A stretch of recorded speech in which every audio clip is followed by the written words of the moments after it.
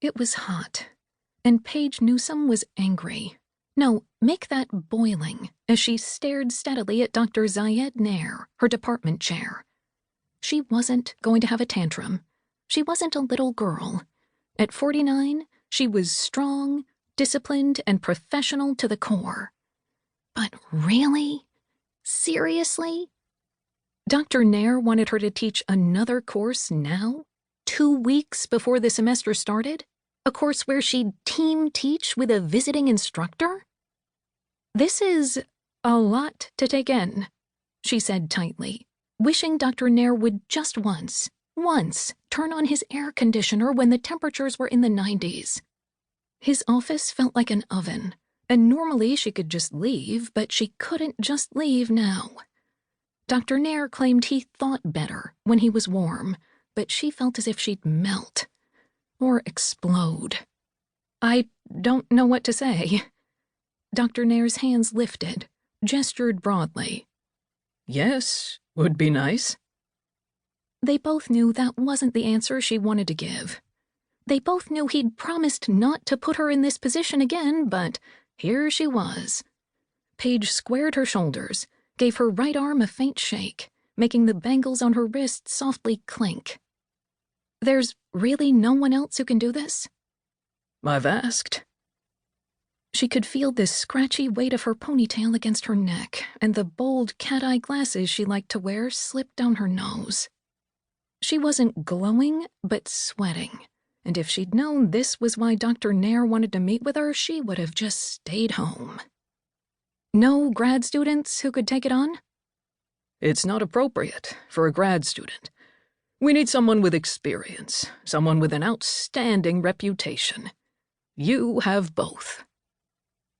I don't mean to be rude, Dr. Nair, but how hard did you try to find a replacement before you decided on me?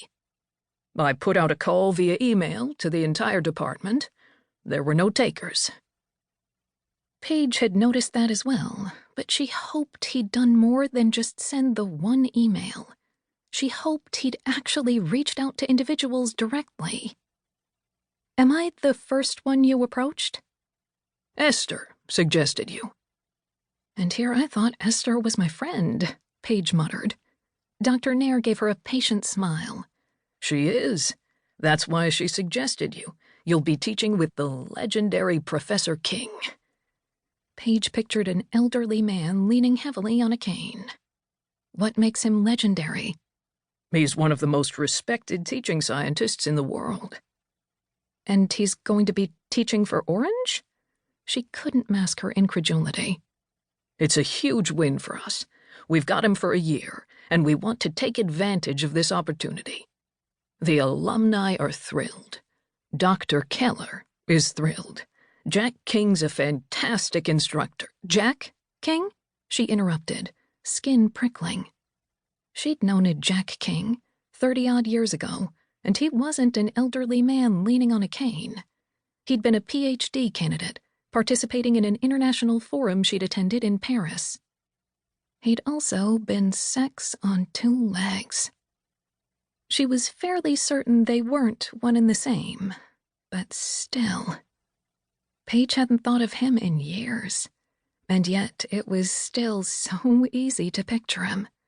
Tall, broad shoulders, handsome, a great kisser, adventurous in bed. Her cheeks heated at the last. He's one of the leading epidemiologists in the world, and he's going to bring the college a lot of publicity. It'll be good for Orange. Alumni are already writing checks. Paige was still trying to figure out if the legendary Jack King was her Jack King. Not that he was hers, that was stretching it. But she needed to know. Dr. Nair was still talking, hands gesturing broadly. Private universities depend on donations, and thanks to Professor King, we will see some significant funding for the Veneman College of Science and Technology.